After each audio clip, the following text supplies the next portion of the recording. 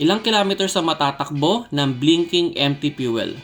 Most modern car ngayon ay may reserve na around 5 to 10 liters or it can run around 50 to 100 kilometers bago totally maubusin ng fuel or tumirek. Kaya minsan mapapansin ninyo sa details ng kotse nakalagay na 42 liters ang gas tank capacity. Pero pag nilagyan na ninyo, around 30 to 35 liters lang ang mailalagay ninyong fuel. Well, dahil yan sa reserve.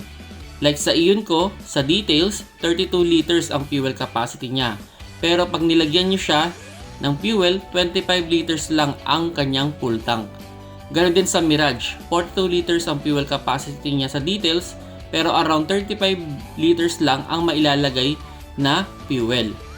Our cars always have a reserve, pero hindi ideal na sinasagad. Possible magkaroon ng issue sa fuel pump because of overheat pump and mablock ang filter ng fuel dahil sa mga contaminant. Mas ideal na before mag-blink or pag 1 bar na lang mag-gas na agad. So yun mga paps, okay lang naman itakbo ang kotse na may blinking empty fuel. Pero dapat as soon as possible malagyan na nila. Para sa akin ang safe zone na sure na hindi titirik ang kotse after blinking is around 25 kilometers ride. Kaya once na nag-blink or lumabas ang fuel warning light, wag mag-alala, may reserve pa yan. Salamat sa panonood.